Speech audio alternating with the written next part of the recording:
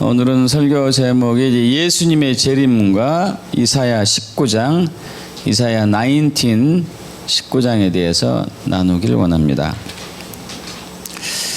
얼마 전에 오랜만에 그 고등학교 동창을 만났습니다. 현재 대학 교수로 활동하고 있는 친구인데, 이런저런 얘기 나누다가 제가 이제 이번에 중동에 다녀온 것을 얘기를 하게 됐죠. 그 친구도 이제 믿는 친구인데, 그래서 그 친구가 하는 얘기가, 그럼 성지순례 다녀왔겠구나, 이런 얘기를 하더라고요. 그래서, 좀 성지순례와는 좀 차원이 다르다.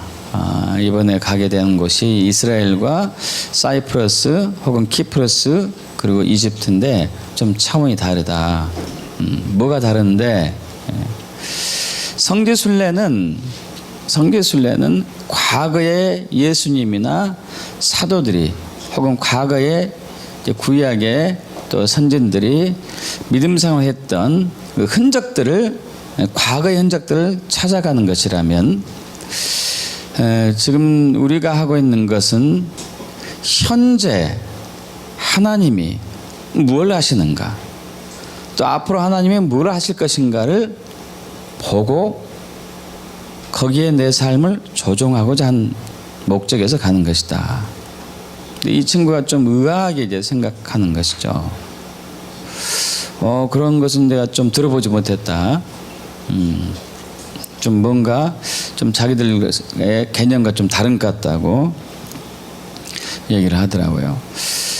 저는 이제 목회 경력이 그렇게 많지도 않죠. 나이에 비해서. 이제 2002년도부터 목회를 했기 때문에 이제 14년째 되는가요? 이제 목회를 하게 되면은 각 교단에서 혹은 이제 각 구에서 성지순례 기회가 자주 있게 됩니다. 저 많은 기회가 있었지만은 이제 항상 거절해 왔었죠. 참 신기했어요. 왜 제가 그걸 거절했었을까?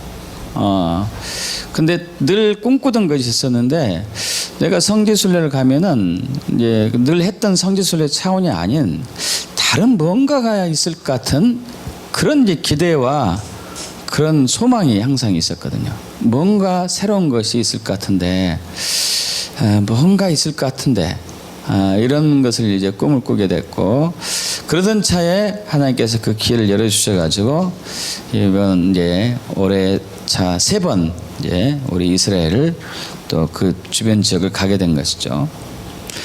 여러분, 신앙생활, 진짜 신앙생활은 무엇이냐 하면은 하나님과 동행하는 삶이 되어야지만이 내가 신앙생활을 하고 있구나, 내가 예수를 믿고 있구나, 이렇게 할 수가 있어요.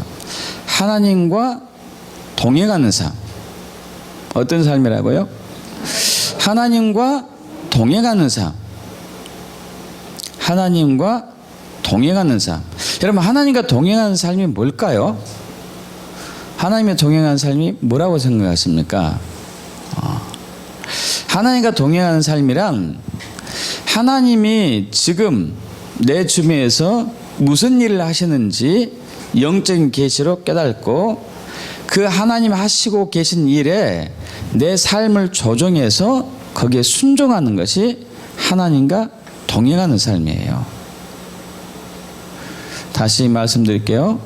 하나님과 동행하는 삶이란 하나님이 내 주변에서 일을 하고 계시는데, 그 영이신 하나님이 일하고 계시는 것을 성령의 계시로 깨달아요.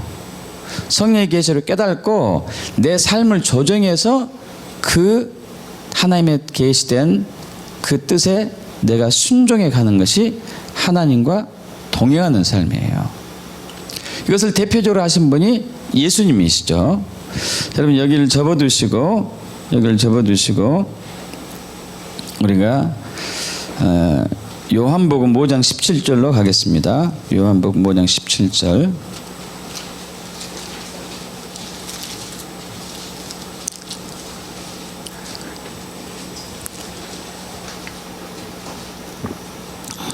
자, 요한복음 5장은 여러분 잘 아시다시피 거기에 베데스다 연못에 관한 이야기가 나오죠. 베데스다 연못에는 그 어떤 전설이 있었냐면은 또 실제적으로 그런 일이 있었었고 1년에 한 번씩 베데스다 연못에 천사가 내려오게 되면은 그 천사가 그 주변에 있는 사람들을 치유하는 그런 이제 역사가 있었었죠. 이 얘기를 했더니 그 친구에게 야 천사가 내려오는 걸 어떻게 알지? 천사가 눈에 보이나? 그렇게 얘기하더라고요. 천사가 눈에 보이지는 않죠. 근데 그 베데스다 연못에 있는 그 물의 흐름, 이제 파장이 파도라고 할까요? 천사가 내려올 때는 굉장히 많이 출렁출렁했을 거예요. 그걸 보고 평상시에 다른 상황이니까 아 천사가 왔다 해서 사람들이 물에 연못에 뛰어가면은 치유가 됐던 것이죠. 근데 38년 동안 들것에 누워 있었던 이 환자는 먼저 자기보다 들어간 사람들이 많기 때문에 자기 차지가 될 수 없어서 항상 치유되지 못하고 있었었고, 그러던 차에 예수님이 거기에 이제 방문하셨는데 예수님께서 그 38년 병자에게 묻죠. 네가 낫고자 하느냐? 낫고자 하느냐? 예. 그러니까 들 것을 들고 걸어가라고 그러죠. 그래서 이 사람이 일어서서 38년 동안 누워 있었던 사람이 들 것을 들고 걸어갑니다. 그러니까 놀라운 기적이 일어난 거예요. 하나님이 할 수 있는 엄청난 기적이 일어난 것이죠. 근데 이 일로 인해서 바리새인들과 예수님이 논쟁이 붙었어요. 왜냐하면 그날이 하필이면은 안식일이었거든요. 안식일 날은 일을 하면 안 됐죠. 근데 그 38년 된 병자가 들 것을 들고 들어가는 것도 일이었어요. 일. 그래서 네가 왜 38년 된 병자에게 얘기합니다. 네가 왜 들 것을 들고 들어가면서 일을 하느냐. 그래서 아니 내가 하려고 했던 것이 아니고 어떤 선생님이 나에게 얘기해서 내가 누워있다가 일어나서 걸어서 들고 갔다. 그래서 내가 나았다고 얘기하니까 그 사람이 누구냐. 그래서 결국 예수를 만나서 다시 논쟁합니다. 왜 하필이면 안식일날 이 일을 하냐 이것이죠. 예수님이 그때 이제 이 말씀을 하시는 거예요. 한번 천천히 보겠습니다. 요한복음 5장 17절 합독하죠. 예수께서 그들에게 이르시되 내 아버지께서 이제까지 일하시니 나도 일한다 하시매. 그러면 하나님과 동행하는 삶의 첫 번째 단계죠. 내 아버지께서 이제까지 일하시니 나도 일한다. 자, 내 아버지께서 이제까지 일하시니 나도 일한다. 누가 먼저 일합니까? 아버지가 일을 하는 거예요. 아버지가 예수님 주변에서 일을 하고 계셨던 것이에요. 아버지가 예수님이 베데스다 연못에 가보니까 아버지가 일을 하고 계신 것을 예수님이 봤어요. 아버지가 일을 하고 계신 것을 예수님이 성령으로 본 것이죠. 아버지가 일하시니 내가 일한다. 이게 내가 일한다. 19절로 넘어갑니다. 합독하죠. 그러므로 예수께서 그들에게 이르시되 내가 진실로 진실로 너에게 이르노니 아들이 아버지께서 하시는 일을 보지 않고는 아무것도 스스로 할 수 없나니 아버지께서 행하시는 것은 아들도 그와 같이 행하느니라. 아멘. 자, 두 번째 단계, 하나님과 동행하는 삶의 두 번째 단계는, 첫 번째 단계는 뭐라고요? 아버지께서 내 주변에서 일을 하세요. 내 주변에서. 두 번째는 나는 스스로 아무것도 할 수 없다. 나는 스스로 아무것도 할 수 없다. 여러분, 예수님이 어떤 분인데 스스로 아무것도 할 수 없을까요? 우리보다 100배, 1000배, 10,000배 지혜롭고 능력 있고 청명하신 분인데 스스로 아무것도 할 수 없다고 얘기하고 있어요. 자, 우리의 삶과 신앙과 사역은 예수님이 롤 모델이기 때문에 우리는 분명히 예수를 닮아가야 되겠죠. 자, 예수님은 자신이 스스로 아무것도 하지 않으셨어요. 말할 때도 아무것도 하지 않으셨고, 행동할 때도 아무것도 하지 않으셨고, 또 사역할 때도 예수님이 스스로 하지 않았어요. 항상 하나님이 먼저 하신 것이에요. 그래서 사는게 동행하는 사람 두 번째 단계는 나는 스스로 아무것도 할 수 없다. 아무것도 할 수 없다. 이제 사실 저와 여러분들이 이 시대의 많은 그리스도인들이 스스로 뭐든지 할 수 있다. 스스로 뭐든지 하고 있다. 이것은 하나님과 동행한 삶이 아니고 신앙도 아니에요, 여러분. 이거 신앙생활 한 거 아닙니다. 그냥 종교생활 한 거예요, 종교생활. 자, 세 번째 단계는 그래서 자기가 아무것도 할 수 없기 때문에 나는 하나님의 행하심을 보는 거죠. 하나님이 뭘 하시는가 본다. 아들이 아버지께서 하시는 일을 본다. 이거. 나 아들 예수는 아버지가 무슨 일을 하시는지 보는 거예요. 무슨 일을 하는지. 이거 세 번째 단계예요. 그 다음 네 번째 단계는 그걸 보고 그대로 행하는 거예요. 그걸 보고 그대로 행하는 거. 여러분, 예수님께서 베데스다 연못가에 가셨을 때 병자가 38년 된 병자 혼자였을까요? 아니면 무지하게 많았을까요? 무지하게 많았겠죠. 무지하게. 그러면 여러분이 엄청난 능력과 권세를 가지고 있어요, 치유에. 근데 그 많은 환자들이 있는데 한 명만 치유하겠어요? 다 치유할 거예요. 다 치유할 거예요, 다. 근데 예수님은 딱 한 분만 치유했어요. 사랑이 많으신 예수님인데 다 치유하지 왜 한 분만 딱 치유했을까요? 신기하지 않습니까? 38년 된 병자 말고도 굉장히 많을 텐데 예수님 딱 한 분만, 딱 한 사람만 치유했어요. 다 치유하지 않고. 왜냐? 아버지께서 그 사람만 터치했기 때문에, 아버지께서 그 사람만 만졌기 때문에 예수님도 그 사람만 만진 거예요.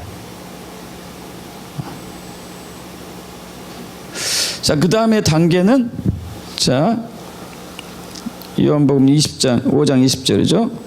5장 20절 합독합니다. 아버지께서 아들을 사랑하사 자기가 행하신 것을 다 아들에게 보이시고 그보다 더 큰 일을 보이사 너희로 놀랍게 여기게 하시리라.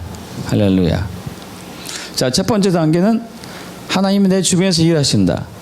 두 번째 단계는 나는 스스로 아무것도 할 수 없다. 세 번째 단계는 나는 하나님의 행하심을 본다. 네 번째 단계는 하나님의 행하심을 보고 그대로 행한다. 다섯 번째 단계는 아버지와 아들과 친밀한 사랑의 교제를 나누는, 아버지와 아들과 친밀한 사랑의 교제를 나누고, 아버지는 아들을 사랑하기 때문에 아버지는 아들에게 당신의 일을 다 보이시는 것이죠. 이것이 하나님과 동행하는 삶이에요.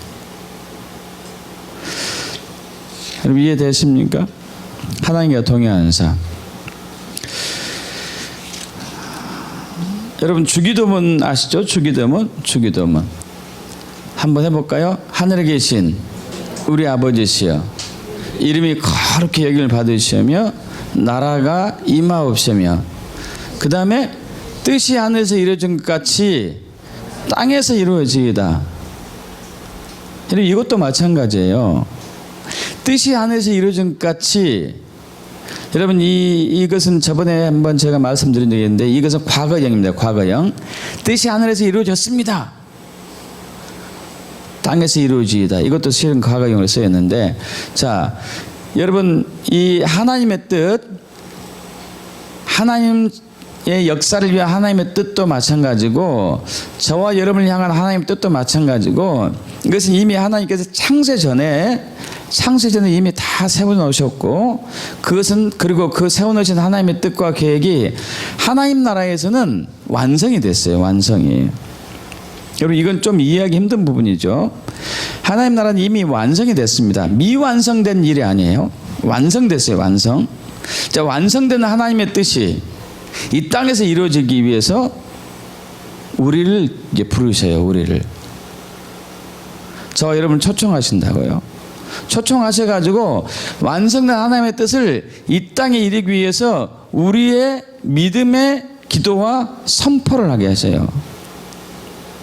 예를 들면은 에스겔 36장에 가면은 에스겔에게 그 하나님이 에스겔 골짜기에 있는 그 마른 뼈들을 보이십니다. 마른 뼈들. 거기에는 이제 그 에스겔 골짜기는 구약 시대에 어떤 상황이었냐면은 그 하나님의 계명을 어긴다든지 하나님이 저주한다든지 어쨌든 이스라엘에서 아주 흉악한 죄인 같은 경우는 그 골짜기에서 밀어서 죽였습니다. 그래서 거기에서 시체가 굉장히 많고 오래되면 해골이 다 되는 거잖아요. 해골. 자, 엄청난 해골들이 있습니다. 그래서 에스겔에게 하나님께서 그 해골을 보여주시면서 에스겔에게 묻습니다. 에스겔아, 이 뼈들이 살아날 수 있겠느냐? 물어요. 그러니까 에스겔이 주님만 아시죠. 제가 어떻게 알겠습니까? 자, 하나님의 뜻은 그 마른 뼈들이 일어나서 군대가 되는 게 하나님의 뜻이었어요. 자, 이것은 하나님의 뜻은 완성됐습니다. 하늘에서 완성된 하나님의 뜻이에요. 마른 뼈들이 일어나서 군대가 되는 게 하나님의 뜻이었어요. 자, 그 하나님의 뜻이 하늘에서 이루어졌는데 에스겔 골짜기의 마른 뼈들이 군대가 돼서 일어나는 것이 하늘에서 이루어졌는데 이 땅에서도 이루어지려면은 누군가가 믿음으로 선포해야 돼요. 누군가가 믿음으로 기도하는 거죠. 그래서 하나님이 에스겔을 선택해요. 그래서 에스겔에게 명령을 합니다. 기도해라. 선포해라. 그래서 에스겔이 마른 뼈들에게 명령해요. 살이 입혀질지어다. 내장이 처음에는 이렇게 뼈가 일어설지어다. 그렇게 뼈들이 다다다닥 와가지고 딱 맞춰졌어요. 여러분 정말 신기한 일이 일어난 거예요. 한번 생각해 보세요. 여러분 뼈들 맞추는 게 일어서는 게 굉장히 힘들겠죠. 굉장히 힘들어요. 한번 해보셨어요? 뼈들 이렇게 해서 세워놓는 게 힘들다니까요. 근데 와서 이렇게 맞춰진 거예요. 너무도 신기하게. 한번 상상해봐요. 제가 해골이라고 생각해보라니까요.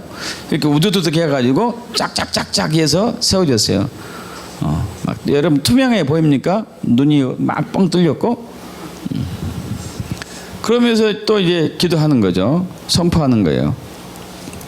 내장이 가서 붙고 신경이 살아나고 혈관이 재생되고 그리고 근육도 힘줄도 피부도 덮일지어다. 그래서 사람이 완벽하게 됐어요.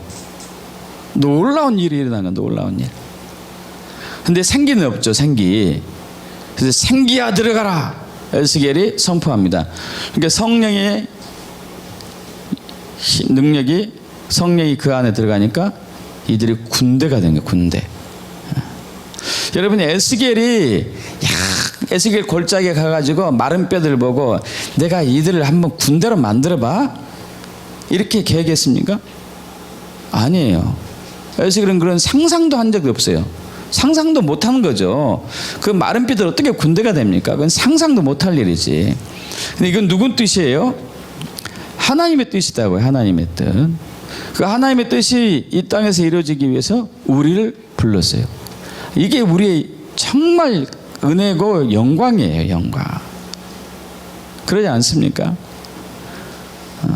에스겔이 마른 뼈들을 살아있는 군대로 만들진 않았지만 하나님이 그를 하나님의 파트너로 초청한 거죠. 부른 거예요.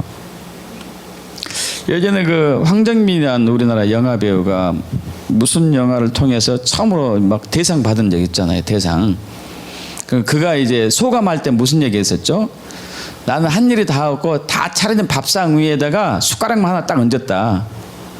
다른 사람이 밥상을 다 차려놓고 나는 숟가락만 딱 하나 가지고 와서 먹기만 했다 이거죠. 자, 이런 식이에요. 하나님이 다 일하시고 너는 숟가락 하나만 들고 와. 그리고 너 나와 같이 일했다. 같이 일한 거야. 이렇게 해주는 게 하나님의 은혜예요. 할렐루야. 자, 제가 여러분에게 자꾸 강조하고자 하는 이제 그 핵심은 그거예요. 하나님이 먼저 일을 하셔야 되고 그 다음에 우리가 거기에 맞춰서 가야 되죠. 하나님의 뜻은 에스겔 골짜기에 마른 뼈들을 군대로 만든 거였는데, 자, 만약에 에스겔이 하나님 그 마른 뼈들 만들어서 뭐 하려고 그래요? 하지 마세요 그거. 이러면 될까요 안 될까요? 안 되겠죠. 안 되지. 자, 세 종류의 그리스도인들이 있는데 첫 번째 그리스도인은 하나님의 뜻은 전혀 자기하고 상관이 없어요. 하나님의 계획은 자기하고 관계가 없어. 다 다만 열심히 교회에 나오는데 내가 성공하기 위해서, 내가 잘 되기 위해서, 내가 잘 먹고 잘 살기 위해서 이렇게 신앙생활 하는 사람이었어요. 여러분, 이 사람들은 저는 예수를 믿지 않을 가능성이 굉장히 높은 사람이라고 봅니다. 교회는 나오지만은 하나님의 뜻에 전혀 관계없어요. 그냥 내 뜻, 내 계획, 내 생각만이 중요한 거예요. 또 한 사람의 그리스도인은 하나님의 뜻이 이루어지기를 간절히 원해요. 하나님의 뜻이 이 땅에 이루어지기를 간절히 원하는데 그것을 어떻게 하느냐? 자기가 하나님이 이걸 좋아할 거야, 하나님은 이렇게 하는 걸 기뻐할 걸, 내가 성경을 읽어보니까 하나님이 이걸 좋아하네, 그래 이렇게 살아야지, 그럼 하나님이 기뻐하시겠지 하는 부류. 여러분, 이것도 하나님이 기뻐하지 않습니다. 여러분, 이미 하나님의 뜻은 하늘에서 이루어졌어요. 믿습니까? 하나님의 뜻은 하늘에서 이루어졌다니까요. 미완성된 게 아니라 이거요. 완성됐어요. 완성된 것이 이 땅에 이루어지기 위해서는 우리의 기도만 필요할 뿐이에요. 기도만. 뜻이 하늘에서 이루어진 것처럼 이 땅에서 이루어지겠다. 그러려면 우리가 하나님의 뜻이 뭔지를 알고 그걸 선포해야 되겠죠. 믿습니까? 하나님의 뜻이 무엇인지 깨달고 그것을 기도해야 되겠고, 그런데 하나님의 뜻이 이루어지기를 원하면서도 그것은 모르는 거예요. 그것도 신경도 안 쓰고 자기가 생각해서 자기가 제가 처음에 목회할 때 그렇게 했잖아요. 처음에 목회할 때 하나님과 관계없이 이렇게 하면 하나님이 기뻐하실 거야.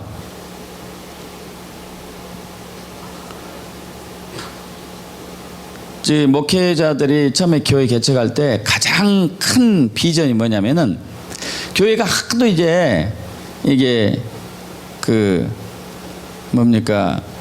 모양이 좋지 않으니까 롤 교회를, 모델 교회를 만들어 보자. 모델 교회. 여러분도 그런 마음들이 있을 거예요. 모델 교회가 있으면 좋겠다. 모델 교회. 참 번이 되는 교회가 있으면 참 좋겠다. 여러분 그러지 않습니까? 번이 된 교회 다니면 참 좋겠다. 저를 포함해서 수많은 신학생들이 모델 교회를 만들어 보자 하는 게 굉장히 큰 꿈이죠. 그래서 그런 모델 교회를 만들고자 나름대로 예를 많이 썼어요. 방과 후 학교 해가지고 가난하고 성적이 뒤떨어진 아이들 교회에 불러다가 가르치기도 하고, 그리고 이제 주일날 토요일날은 무료로 환자들 치유하기도 하고, 여러 가지 그 지역에 활동을 많이 했었죠. 교회가 굉장히 성장했어요. 교회가. 여러분, 그런데 이건 하나님의 뜻과는 관계가 없었어요. 제가 하나님이 앞서서 일한 거죠. 제가 하나님이 앞서서. 그러면 하나님의 뜻은 하나님의 계시해 주셔야만이 알 수 있어요. 보여주셔야만이 알 수 있다니까요. 제가 목회를 하게 된 동기도 그거죠. 저는 목회하기 전에, 신학하기 전에 절대 전문 직종에 있는 사람들이 목회하게 하는 것은 비효율적이고 비생산적이다 해서 결사반대했던 사람인데, 하나님의 계시로 보여주니까 한 거죠. 계시로 보여주니까 제 삶을 조정해서 거기에 순종해서 나간 거예요. 믿습니까, 여러분? 진짜 신앙은 세 번째 사람이에요. 세 번째. 하나님의 뜻을 성령을 통해서 깨닫고 내 삶을 거기에 조정해서 순종해 가는 것. 이것이 진짜 신앙이에요. 여러분, 그러한 신앙인이 되길 축복합니다. 그러한 신앙이 되셔야지 진짜 신앙인이고 열매 맺을 수 있어요. 열매. 그래서 이번에 중동 방문 세계국, 이집트, 이스라엘, 사이프러스 이 세 개국을 방문하게 된 것은 정말 저에게는 큰 영광이었고, 이사야 19에 하나님의 역사 성취하는, 이사야 19을 성취하시는 그 하나님을, 이사야 19을 완성하고 계시는 그 하나님을 볼 수가 있었어요. 그래서 이 부분을 좀 이제 나누길 원하는 것이죠. 여러분, 그 성경에서 예수님의 재림과 직결되는 말씀이 꽤 많이 나옵니다. 이사야서도 대표적이고 마태복음, 누가복음, 뭐 고린도 전후서, 데살로니가 전후서, 계시록 말할 것도 없고 에베소서, 그리고 이사야, 이런 부분들이 대표적이죠. 특별히 이제 마태복음 24장 14절에서는 예수님이 재림 때가 모든 열방과 족속에게 복음이 전파될 때 내가 올 것이다. 그러니까 예수님의 재림과 직결되죠. 여러분, 이것이 이제 2020년 되면 거의 정리가 되죠. 또 이 마태복음 24장 32절, 무화과 나무의 비유를 배워라. 그 가지가 연하여지고 잎사귀를 내면 여름이 가까운 줄을 아나니 이와 같이 너희도 이 모든 일을 보거든 인자가 가까이 문 앞에 온 줄 알아라. 무화과 나무가 잎사귀가, 그 가지가 연하여지고 잎사귀가 내면, 무화과 나무는 영적으로 이스라엘 얘기하죠. 이스라엘이 회복되면은 내가 바로 코앞에 온 줄 알아. 올 때가. 이거 이제 재림과 직결되는 말씀이죠. 또 말라기 4장 5절 6절 여러분에게 자꾸 강조하는 거. 보라, 여호와의 크고 두려운 날이 이르기 전에, 예수의 재림이 이르기 전에 선지자 엘리야를 너에게 보낼 텐데 그가 와서 아비의 마음을 자녀에게로, 자녀들의 마음을 그들의 아비에게 돌이킬 것이다. 그렇지 않으면 내가 저주로 이 땅을 칠카하노라. 지금 하나님이 일하고 계신 부분이 아비 세대, 자녀 세대, 세대 연합을 하고 계시는 거예요. 할렐루야. 지금 이제 이 일을 하고 계시는 거예요. 또 에베소서 2장 16절, 한 세 사람, 15절 16절, 한 세 사람, 이방인 그리스도인과 유대인 그리스도인 하나 되는 것. 여러분, 이스라엘에 가보면은, 또 이스라엘 아니라 전 세계 곳곳에 한 세 사람의 교회가 세워지고 있습니다. 지금 우리나라에서도 물론 이제 거기에 이스라엘인은 아직은 없습니다만 이름이 이제 그런 교회가 세워졌어요. 두세 군데. 그리고 이스라엘에 가면은 이방인 그리스도인과 이스라엘 그리스도인이 연합으로 함께 예배하는 교회가 꽤 많이 늘어나고 시작했어요. 그럼 이것은 예수의 재림과 직결되는 것이죠. 그리고 오늘 우리가 나누고자 하는 이사야 19장, 이사야 19도 예수님의 재림과 직결되는 것이에요. 그럼 우리가 이걸 이제 봐야 되겠죠. 그분이 그리고 그것을 어떻게 성취해 나가는지를 우리가 보면서 저와 여러분의 삶을 그리로 조정해야 되겠죠. 이것이 신앙이에요. 믿습니까, 여러분? 이것이 신앙이죠. 우리 이사야 19장으로 넘어가겠습니다. 이사야 19장 1절부터 보죠. 1절부터. 자, 1절부터 4절까지 먼저 천천히 저와 여러분이 합독합니다. 애굽에 관한 경고라. 보라, 여호와께서 빠른 구름을 타고 애굽에 임하시리니 애굽의 우상들이 그 앞에서 떨겠고 애굽인의 마음이 그 속에서 노구리로다.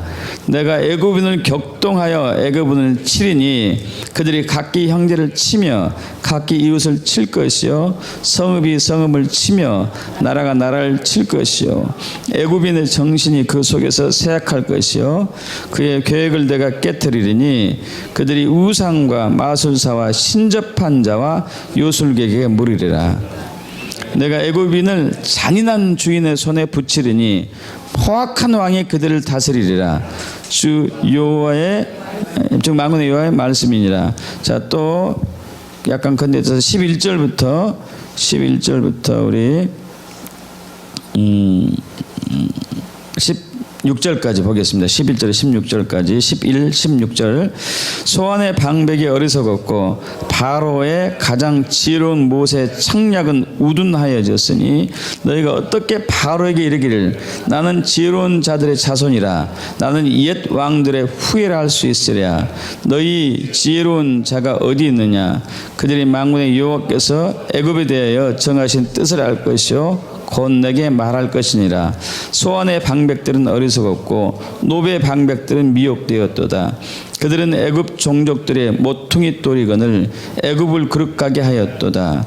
여호와께서 그 가운데 어지러운 마음을 섞으셨으므로 그들이 애굽을 매사에 잘못 가게 함이 취한 자가 토하면서 비틀거림 같게 하였으니 애굽에서 머리나 꼬리며 종려나무 가지나 갈대가 아무 할 일이 없으리라. 자, 지금 이제 우리가 읽었던 이 말씀은 애굽의 그동안 정치적인 통치 스타일이 그리고 국가를 어떻게 움직여 왔나를 이제 얘기하면서 사람들이 사람의 방법으로 통치하고 또 그들이 마술사, 요술사, 그리고 무당들, 또 우상숭배자들, 그런 이제 접신한 사람들이나 그런 이제 그 우상을 숭배하는 제사장들이 이끌어온 그 애굽이 완전히 황폐화됐다는 얘기죠. 완전히 무너졌다는 얘기죠. 이미 이제 그러한 부분들이 이루어졌습니다. 여러분, 이집트가 좀 수년 동안, 최근 몇십 년 동안 격변의 시기를 지나고 있어요. 격변의 시기를. 2004년부터 수년 동안 3,000건이 넘는 막 분쟁이 일어났고요. 분쟁이. 또 2008년 4월 6일 때는 엄청난 집단 시위가 일어났고, 섬유공장을 통해 해가지고. 그래서 결국 2011년 1월 25일 이제 그 애굽의 이집트 카이로에 있는 타흐리르 광장이 있는데, 거기에 사람들이 모여들기 시작해가지고 애굽의 봄이라고도 얘기는 하긴 하지만 결국 이제 그 정권이 무너집니다. 그때 당시 무바라크가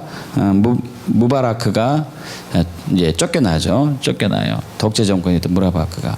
그러고 나서 무시르가 정권을 잡았는데, 이 무시르가 정권을 1년 동안 잡으면서 아주 웃기는 애굽을 만들어놨어요.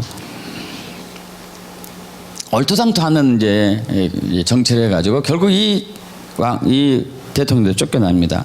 2014년에 지금 현 대통령 LCC가 이제 정권을 잡게 되죠. 이렇게 막 정권이 교체돼 가면서 애굽의 삶이 아주 안 좋아졌어요. 애굽의 삶이. 그럼 관광객들이, 애굽은 사실 자원이 석유도 별로 나지 않아요. 중동에 가까운 지역에 붙어 있음에도 불구하고 석유가 별로 나오지 않아 가지고 애굽이 유일하게 살 수 있는 것은 관광이거든요. 관광. 피라미드를 통해서 막 이런 관광 자원들이 많잖아요. 그런데 굉장히 없어요. 사람들이 너무 없어요. 물론 이제 이번에 우리가 갔던 곳이 관광지는 아니었죠. 무더운 때였기 때문에. 그런데 이제 우리 지나가면서 시장 같은 데를 가끔 이제 지나가는데 손님이 별로 없어요. 손님이.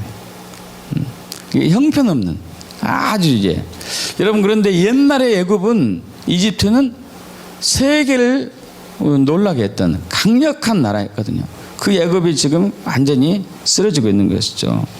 그리고 이사야 우리 또 19장 5절부터 9절 보겠습니다. 10절 보겠습니다. 이사야 19장 5절부터 10절. 바닷물이 없어지겠고, 강이 잦아서 마르겠고, 강들에게서 악취가 나겠고, 애굽의 강물은 줄어들고 마름으로 갈대와 포도를 실리겠으며, 나일 가까운 곳 나일 언덕의 초장과 나일강 가까운 곡식밭이 다 말라서 날려가 없어질 것이며, 어부들은 탄식하며 나일강에 낚시를 던진 자마다 슬퍼하며, 물 위에 금을 친 자는 피곤할 것이며, 세마포 만드는 자와 배 짜는 자들이 수치를 당할 것이며, 그의 기둥이 부서지고 품꾼들의 다 마음이 근심하리라. 여러분, 지금 이제 이 예언은 지금부터 2700년 전에 이사야가 하나님 말씀을 받아서 예언한 글이거든요. 2700년 전에 예언한 것이 지금 이제 성취되고 있는 것이에요. 여러분, 좀 이제 여기를 볼 텐데 우리 사진을 좀 보여주실까요?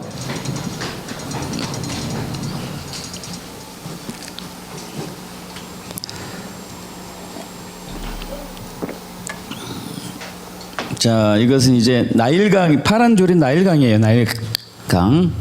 위쪽이 이집트, 애국이죠. 애국. 수단. 자, 그리고 여기가 아프리카에서, 여기 보이세요? 맨 밑에 파란색으로 동그랗게 된 것, 동그란 것은 아니지만은 아프리카에서 제일 큰 호수, 빅토리아 호수입니다. 빅토리아 호수. 여기 물이 어마어마하고, 이 크기가 여러분 한반도의 3분의 2예요. 이 호수 크기가 얼마나 큰지 상상 가십니까? 우리나라의 3분의 2. 여기에 물이 하는데, 여기는 하루에 한 번씩, 최소한 이틀에 한 번씩 비와요.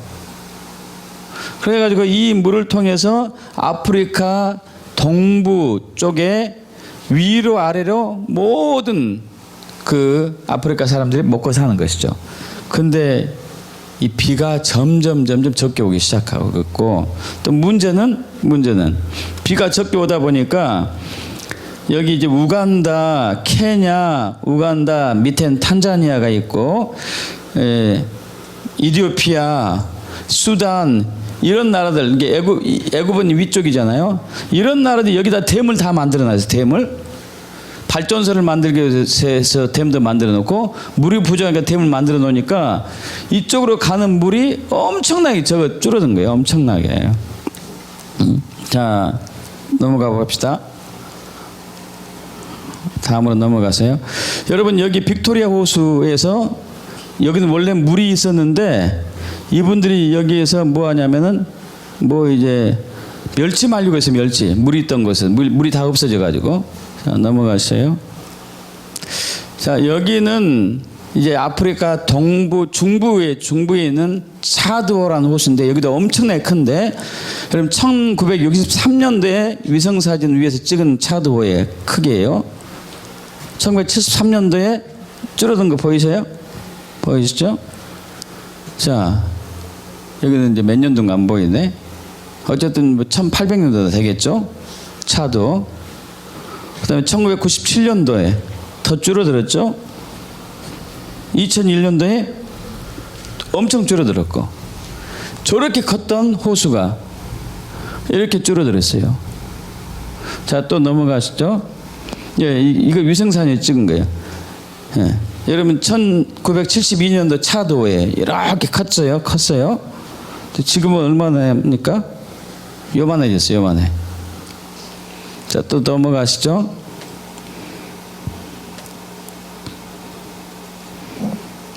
제가 이제 비행기에서 찍은, 이제 비행기를 타고 가면서 찍은 애굽 땅이에요. 요 풀도 없다니까요. 이게 메말라 가지고. 또 넘어가서 봐요. 계속 찍었죠. 뭐 계속 가면서 보이시죠? 얼마나 지금 황폐화됐는지. 계속 넘어가세요. 여러분, 이 구약 때 롯과 아브라함 시대에 이 이집트를 뭐라고 평가했냐면은 에덴 동산 같다고 했어요. 에덴 동산. 얼마나 무섭겠습니까? 에덴 동산 같았으면. 지금은 아니라니까요. 지금 이집트인데 여기 나일강 주변으로 약간 풀만 있고, 여기 이 지역과 나머지는 전부 사막화됐어요. 지금 95%가 사막화됐어요. 95%가. 자, 넘어가시죠. 자, 이것은 나중에 제가 설명드리고. 자, 지금 이런 상태로 지금 애굽이 변하고 있습니다. 그런데 하나님의 뜻은 놀라워요. 하나님은 놀랍습니다. 그렇게 애굽이 밑바닥까지 갔는데 하나님이 그 애굽을 살려요. 할렐루야. 이거 하나님의 뜻이에요. 우리 이사야 19장 17절로 갑니다. 19장 17절로. 17절에서 22절까지, 17절에서 22절 합독합니다. 유다의 땅은 애굽의 두려움이 되리니 이는 만군의 여호와께서 애굽에 대하여 정하신 계획으로 말미암으라. 그 소문을 듣는 자마다 떨리라. 그날의 애굽 땅에 가나안 방언을 말하며 만군의 여호와를 가리켜 맹세하는 5성읍이 있을 것이며 그 중 하나를 멸망의 성읍이라 칭하리라. 그날의 애굽 땅 중앙에는 여호와를 위하여 제단이 있겠고 그 변경에는 여호와를 위하여 기둥이 있을 것이요 이것이 애굽 땅에서 만군의 여호와를 위하여 징조와 증거가 되리니 이는 그들이 그 압박하는 자들로 말미암아 여호와께 부르짖겠고 여호와께서는 그들에게 한 구원자이자 보호자를 보내사 그들을 건지실 것임이라. 여호와께서 자기 일을 애굽에 알게 하시리니 그날에 애굽이 여호와를 알고 제물과 예물을 그에게 드리고 경배할 것이요 여호와께 소원하고 그대로 행하리라.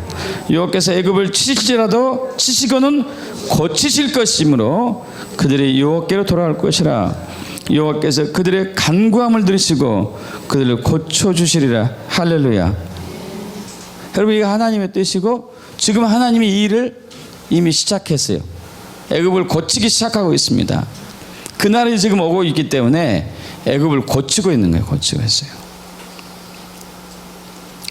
이번에 참 놀라웠던 것은 하나님 큰 은혜였던 것 가운데 하나가 사실 제가 이제 이스라엘의 마음이 거의 다 꼽혔는데 애굽을 가니까 저희 이제 5명이 이번에 5사람이 갔었거든요. 참 놀라운 게 애굽 카이로 공항에 도착한 순간에 5사람이 똑같이 마음이 너무 기쁜 거예요. 특히 제가 제일 많이 그러면서 제가 이제 옆에 김미미 목사님, 뭐 구자경 목사님, 오람 목사님한테 얘기했다니까요. 목사님들 나를 좀 잡아달라고. 내가 지금 날아갈 것 같다고. 난 날아가면 이제 안 들어올 것 같은데 나 날아가지 않게 잡아달라고. 잡아달라고.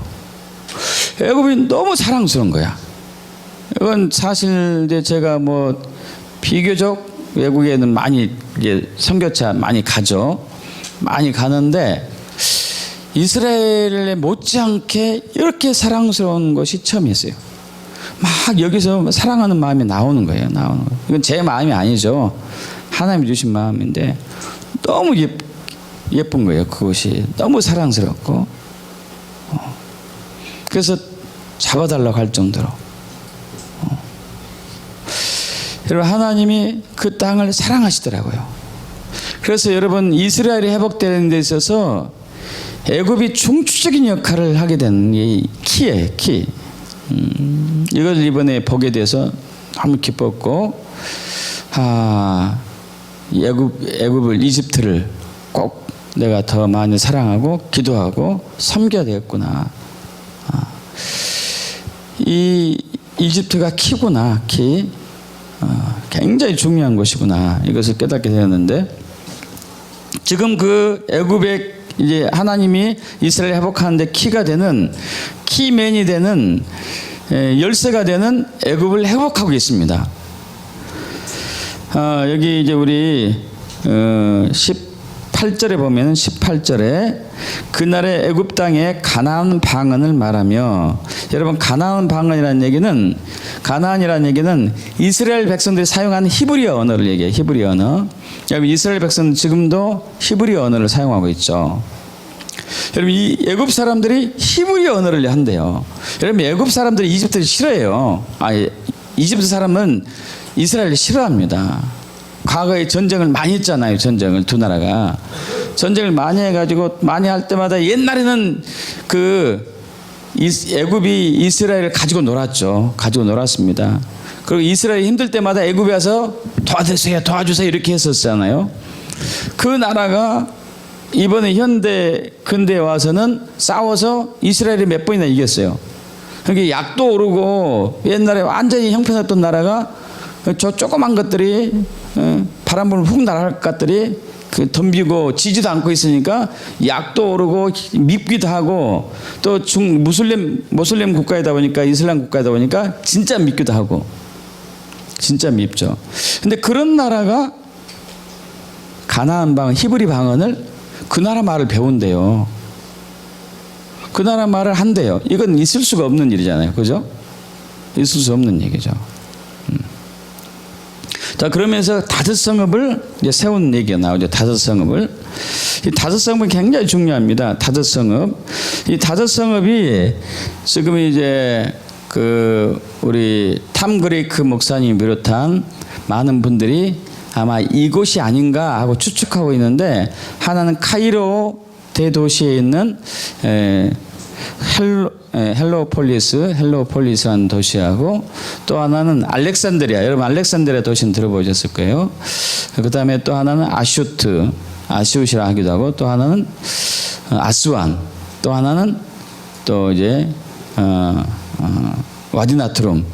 이런 이제 5개 도시를 얘기하는데 이 도시는 굉장히 중요합니다. 왜 중요하냐면은 앞으로 예수님이 재림 직전에 적그리스도가 나타나가지고 3년 반 동안 이스라엘 예루살렘을 엄청나게 핍박할 텐데 그때 많은 이스라엘 백성들이 또 도망갈 거예요. 흩어질 거예요. 그 피난처를 애굽의 다섯 성읍을 이제 삼으신 것이죠. 그래서 이 지역은 굉장히 중요한 지역이고,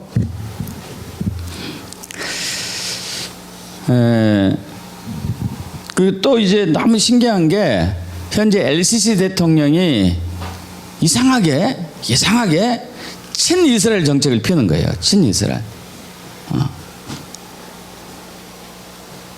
이스라엘 대통령에 대해서 굉장히 우호적으로 표현하고 참 똑똑한 사람이다 이렇게 하고, 원래 그렇지 않아야 되거든요. 멍청한 놈, 나쁜 놈 이렇게 해야 되는데 신기하게 이제 우호적인 정책을 펴고 있는 거예요.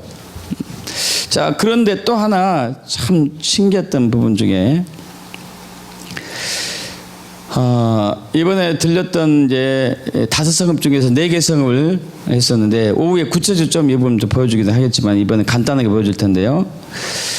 와디나투름 5개 성읍 중에 하나 와디나투름에 갔었는데요. 한번 보여주시죠. 아까 보여준 거.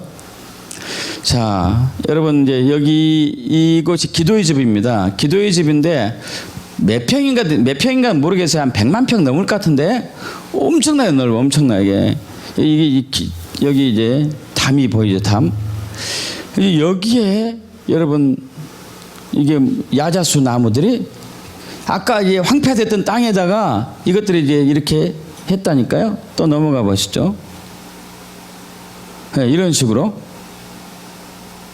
지금 땅이 바뀌고 있어요. 땅이 또 넘어가 보시죠. 이렇게 땅이 바뀌고 있습니다. 또 넘어가 보세요. 건물 조그만 데다가 지금 여기 전부 거기 기도센터 이 땅이에요. 또 넘어가 보죠. 네, 이런 식으로 막 땅이 바뀌고 있어요. 또 넘어가 보시고 여기 됐습니다. 이 전까지 여러분 이거 한 100만 평 되려나 모르겠습니다. 정확히는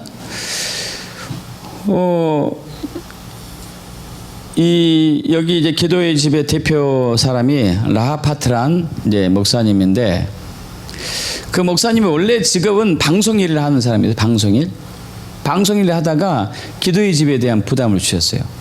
그래서 기도하기 시작합니다. 계속 기도하기 시작하죠. 그런데 오늘날 이 라하파트 목사님에게 어떤 사람을 위해서 기도하라는 부담을 또 주셨어요. 그래서 그 사람을 위해서 막 기도했어요. 그 사람을 위해서 막 기도하는데 그 사람을 만났어요.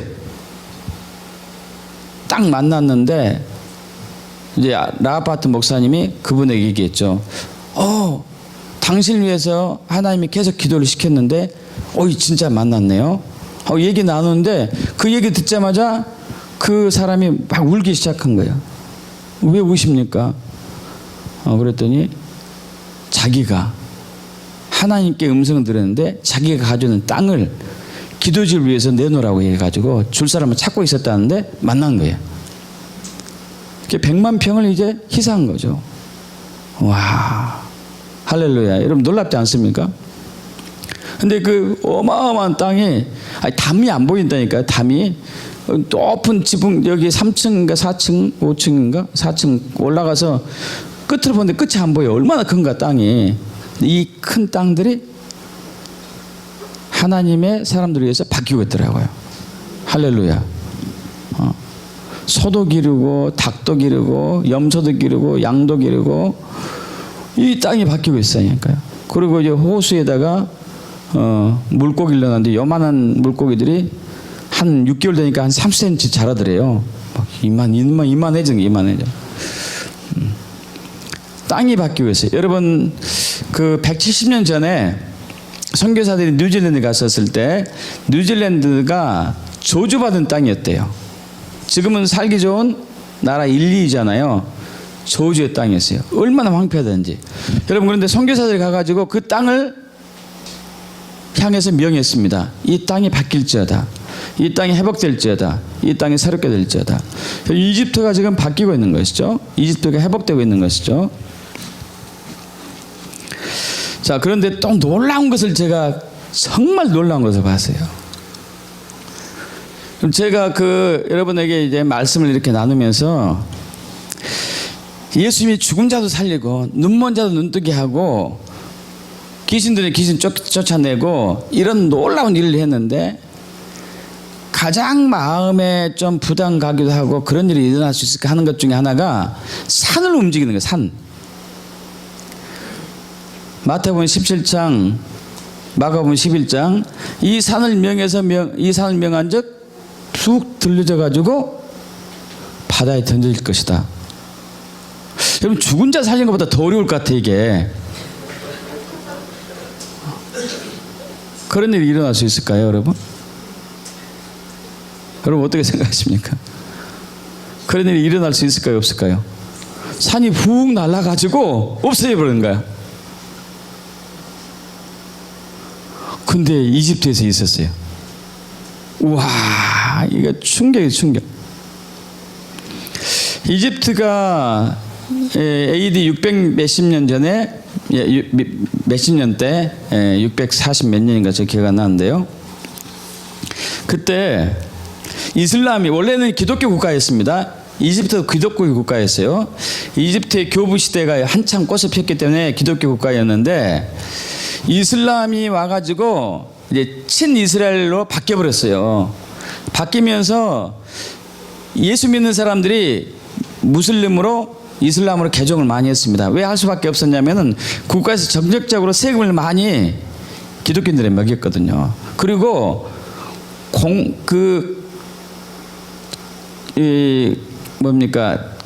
공직사회에서 차별을 뒀어요. 차별.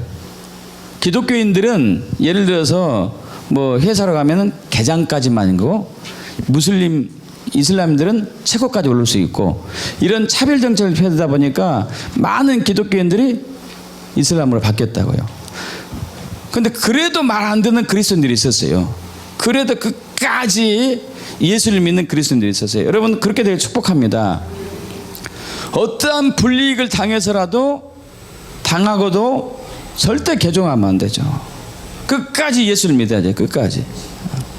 앞으로 동성애가 통과되면은 여러분, 이 사회적으로 예수 믿는 사람들이 굉장히 불이익을 당할 시기가 와요. 통과되지 말아야 되지만 만에 하나 통과된다면은 불이익을 당해요. 그러더라도 절대 배교나 배도하면 안 돼요. 여러분, 배교와 배도가 적그리스도가 나타나기 직전에 나타나는 증상이에요. 지금 배도 배교가 막 일어나고 있는 상황이죠. 자, 그래서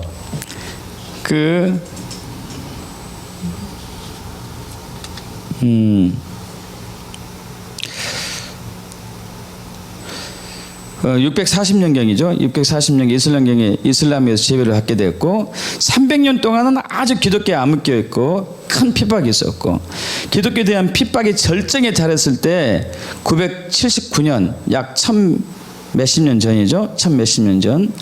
그때 당시 이슬람의 거장이죠. 거장 알무주는 기독교를 말살시키기 위해 가지고, 칼리프는 저기 대왕을 얘기해. 칼리프 대왕. 기독교를 말살시키기 위해서 당시 koptik교의 최고 리더인 아브라함을 불렀어요.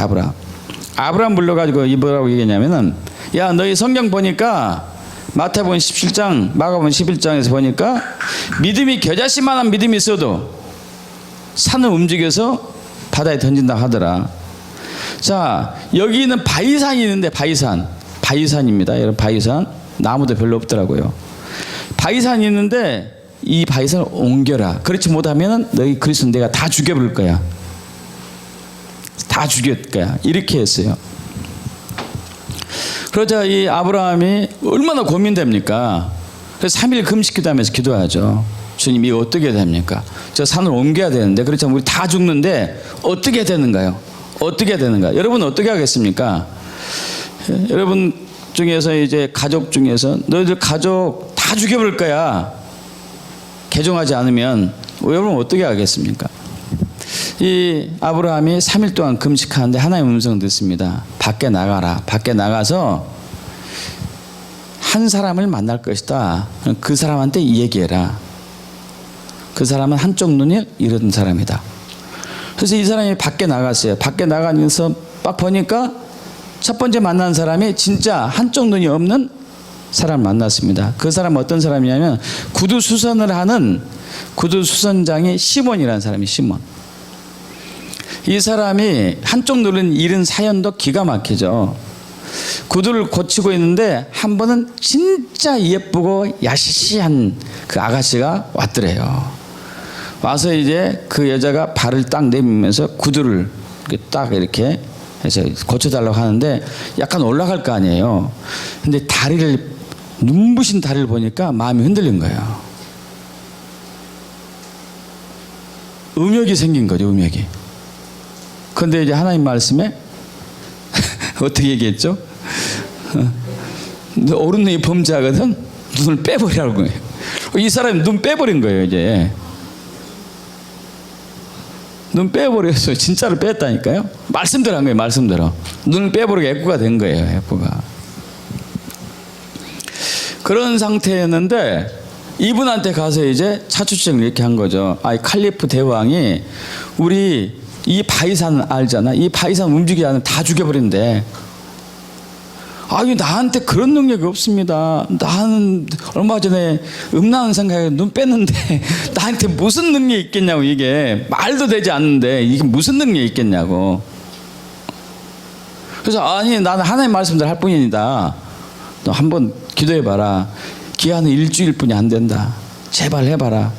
그래서 이분은 또 이제 굉장히 그 지역에서 선한 일을 많이 하기로 이제 또 존경받는 사람 중에 한 분이었는데 이분이 같이 기도하죠.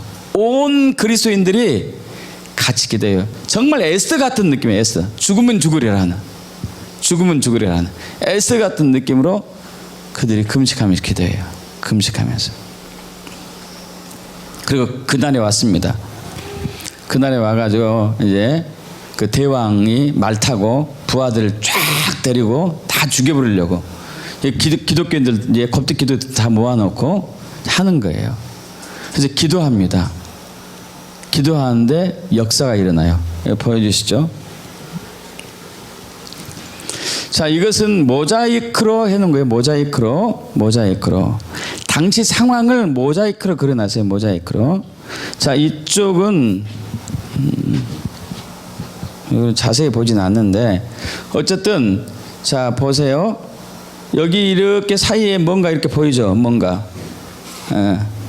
여러분 이 산이 여기 있는 산이 위로 올라가서 여기 사이에 하늘이 보였어요. 이해가십니까? 산이 반쪽이 쭉 올라가가지고 바위산인데 쭉 올라가서 이 사이에 하늘이 보였다니까요. 하늘이. 자, 또 뒤로 넘어가죠.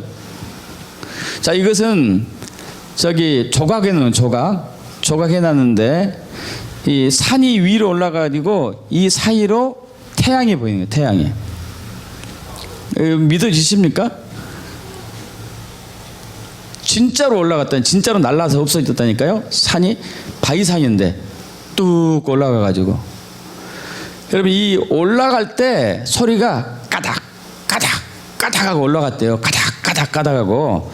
그래서 이 이름이 바위산 이름이 여기에 이제 교회가 나중에 세워집니다. 교회가 목가닥 교회. 까닥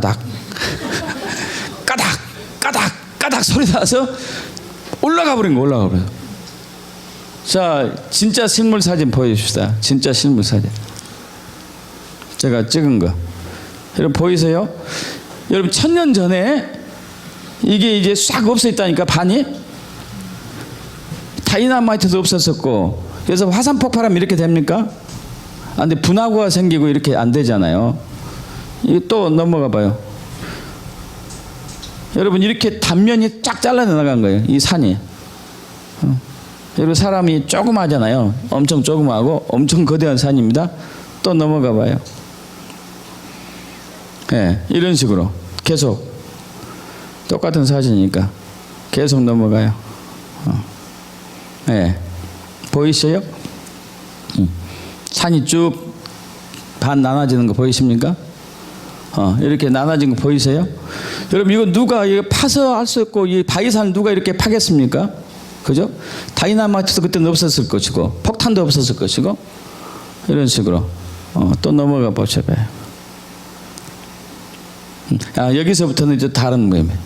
자, 이 바위산에 엄청나게 큰 동굴이 생겨요. 엄청나게 큰 동굴. 그 동굴에 근데 또 이 이집트에서는요 기독교인들을 여기에 다 이제 보내버렸어요. 이 산에다가 바위산에다가 못 사는 동네거든요. 진짜 못 사는 동네, 못 사는 동네고 쓰레기들이 가득 차 있는 쓰레기들을 함부로 버리는데 쓰레기들 버릴 데 없어가지고 이 산에 동굴에다가 버렸습니다. 동굴에다가 버렸는데 1980 몇 년도인가 하나님께서 이집트 그리스도인들에게 마음을 주셔가지고 이 동굴의 쓰레기를 제거하라는 마음을 주셔가지고 여기다 동굴교회를 만들어요. 동굴교회를.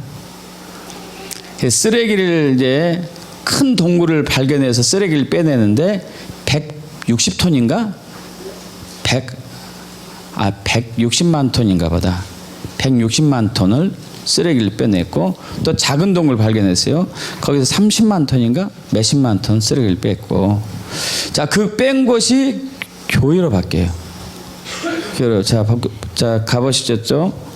보세요. 이것이 모가탐 동굴교회 입구인데 들어가 보셔봐요. 자, 여기 동굴교회 속에 들어온 겁니다. 계속 넘어가요. 자, 한글로 환영합니다. 누가 이게 해놨어요? 우리나라 사람 극성전이니까 극성 맞아. 아무튼 환영합니다 해놨어요. 환영합니다. 아유 참. 넘어가 보셔봐요. 봐요. 동굴 안에다가 또 넘어가 봐요. 계속 여기는 한 4,000명에서 5,000명 수행하는 거. 넘어가 보세요. 계속 넘어가세요. 계속 넘어가요. 예, 4,000~5,000명 수행하는 거. 계속 넘어가십시오.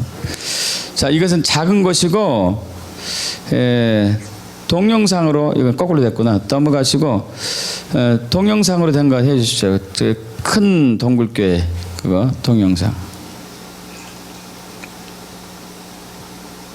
이것은 이제 큰 동굴교회 같은데. 자, 동영상 아닌가? 동영상일 텐데.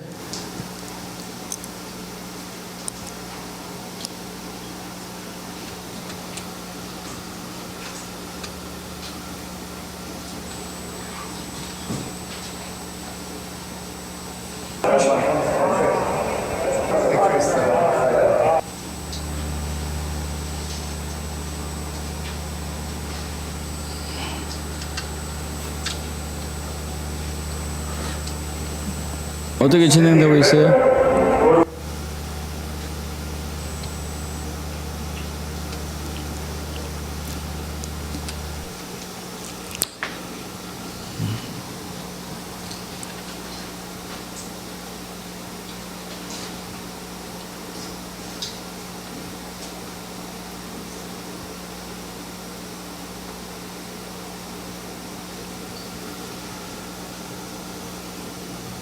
안 되는 건가?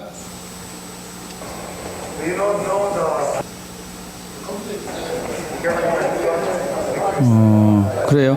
어쨌든 이건 큰 된다. 이건 큰 동굴교회.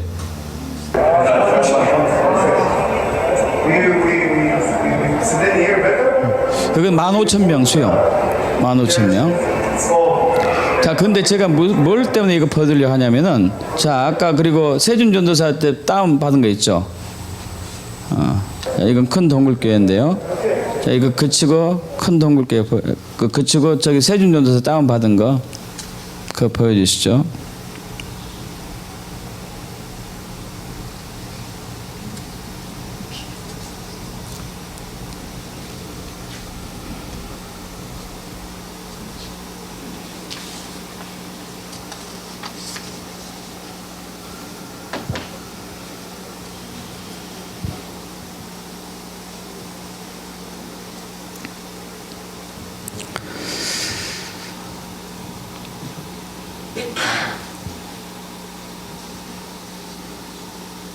현재 이집트는 약 1,500만 명에 가까운 그리스도인들이 있어요. 꽤 많습니다. 8,000명이 넘는 인구 중에서 1,500만이 넘는 그리스도인인데, 자 보세요.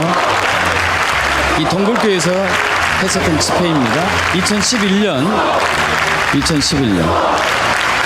좀 중간중간 뛰어 넘어가도 돼요.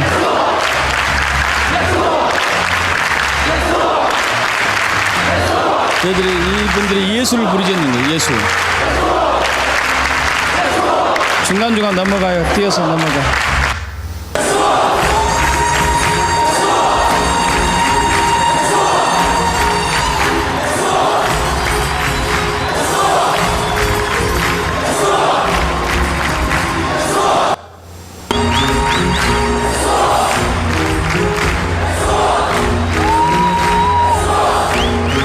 이때 모인 인원이 7만 명이에요. 7만 명. 동굴 내에 2만 명, 15,000명, 또 3, 4천, 4, 5천 명. 동굴 밖에 5만 명.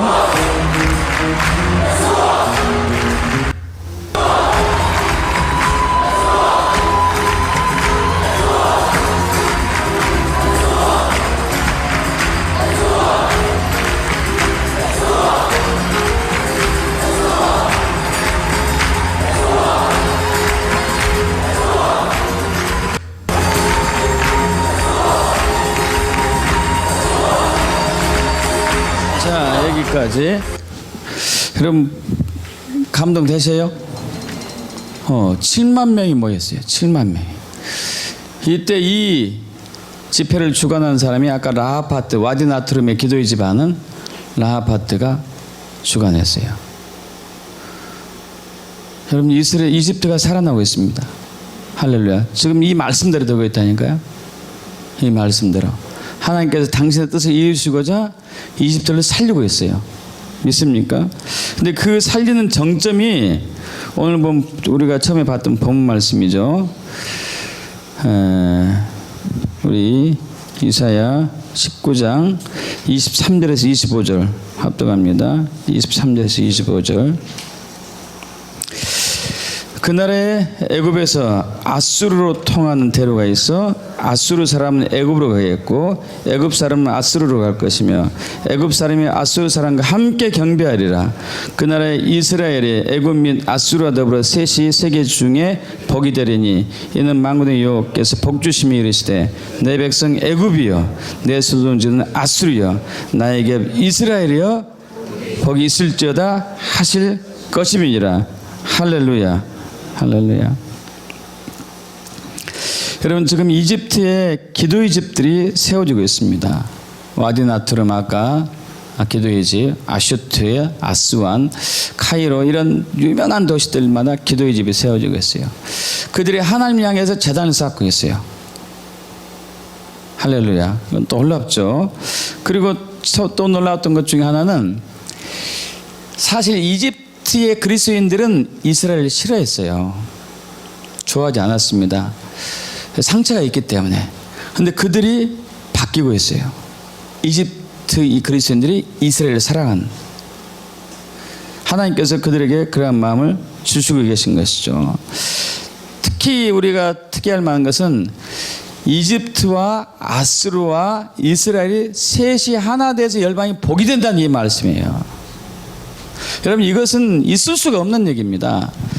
이집트와 아수르와 이스라엘은, 여러분, 아수르는 특히 이제 어느 지역이냐면은, 지금으로 얘기하면 이라크, 시리아, 쿠웨이트, 레바논, 요르단, 아르메니아, 사우디아라비아 북쪽, 터키 남쪽, 이란 남쪽, 사이프러스, 이런 나라들이 이 아수르인데, 여러분, 이 아수르는 다 중동 이슬람 국가에 가지고 이스라엘 철천지 원수잖아요. 죽여서 없애버리고 몸부림치는 나라들인데 이들이 연합이 된대요.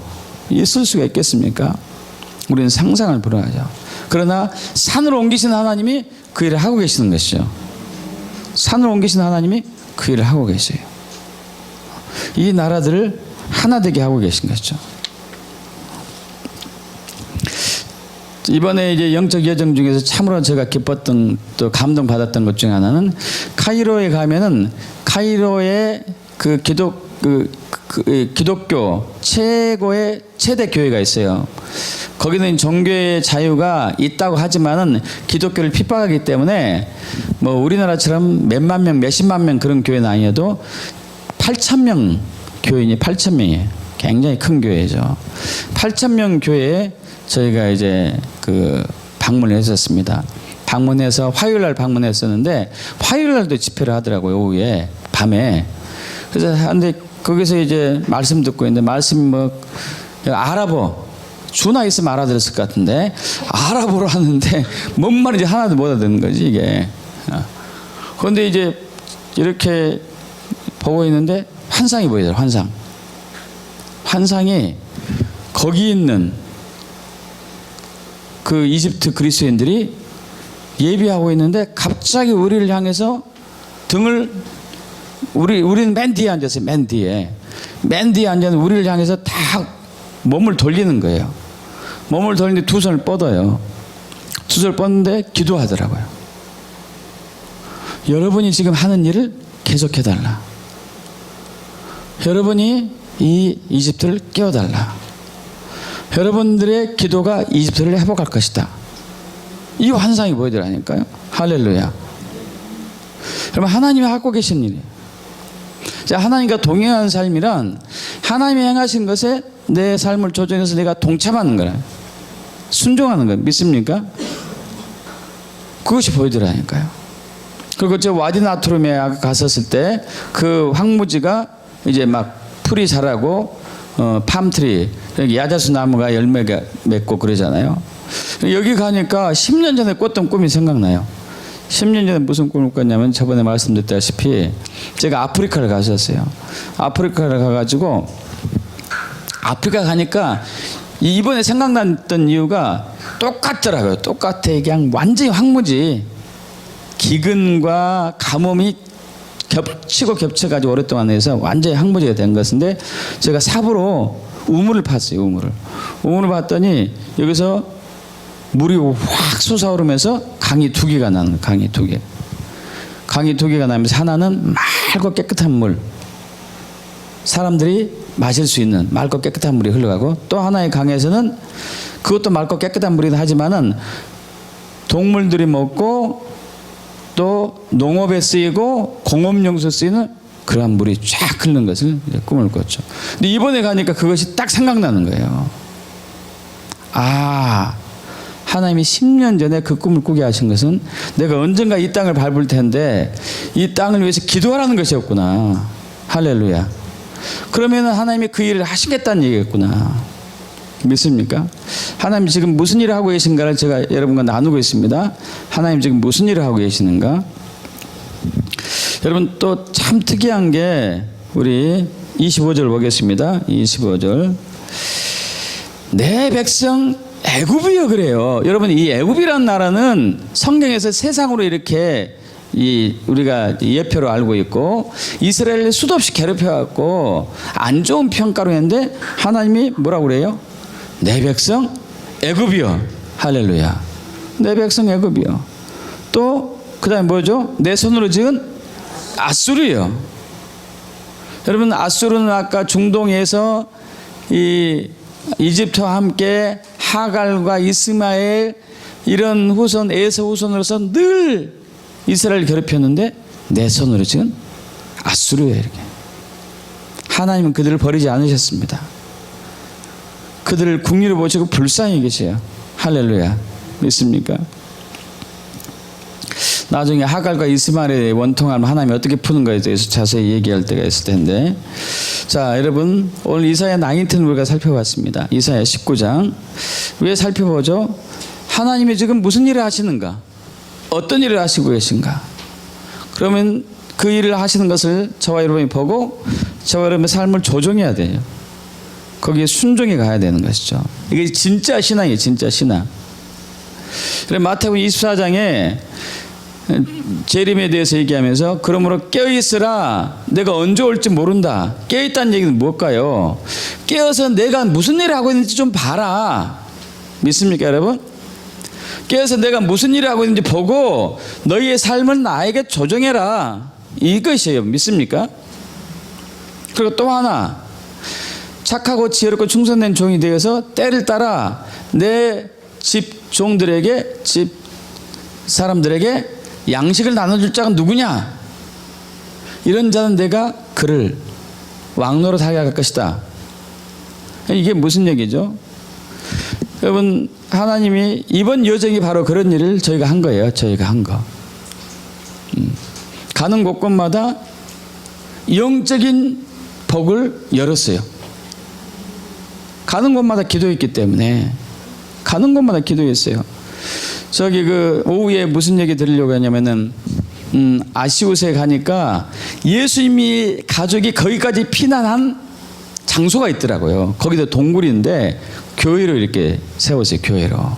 거기 가서 우리 일행이 전심으로 기도했다니까. 기도하니까 사람들이 관광객들이 우리한테 몰려왔어. 관광하다 말고. 왜 몰려왔느냐? 아니, 우리는 관광하러 왔는데 당신들은 진짜 믿는가 보다. 진짜 그리스도인가 보다. 자기들도 그리스도인들이죠. 다. 전 세계에서 오는 그리스도인인데 당신처럼 기도한 사람 처음 봤다 하면서 동영상 찍어가고 함께 사진 찍자고 찍어가고. 여러분, 우리가 간 목적은 하나님의 뜻이 하늘에서 이루어진 것처럼 이 땅에서 이루어지게 하기 위해서, 기도하기 위해서, 영적인 복들을 그들이 나눠주기 위해서, 때를 따라 양식을 나눠주기 위해서. 믿습니까? 그리고 가는 곳마다 이번에는 여러분이 주신 헌금을 심게 하더라고요. 심게. 육적인 양식도 나눠줘야죠. 영적인 양식뿐만 아니고 육적인 양식까지도. 여러분, 이번에 기도하고 후원한 거 잘하신 거라고. 육적인 양식을 나눠주고 영적인 양식을 여러분도 나눠준 거예요. 믿습니까? 같이 주셔서 감사드려요. 이게 함께 하는 것이죠. 하나님은 지금 곧 재림하실 예수님을 위해서 당신의 뜻을 완성해 가고 있어요. 여러분, 더 정신 바짝 차리기 바랍니다.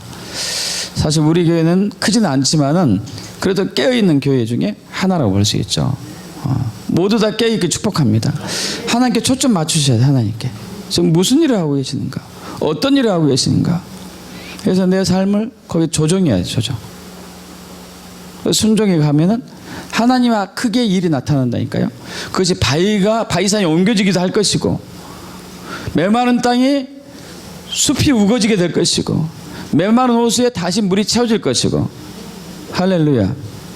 그리고 이스라엘이 하나님께 돌아오고, 이집트가 하나님께 돌아오고, 아수르가 하나님께 돌아오고, 주님 오시는 그 경배대로가 세워지는 것이죠. 그러한 신앙에 대해 축복합니다. 그런 믿음에 대해 축복합니다. 아멘. 우리 기도하겠습니다. 아버지 하나님,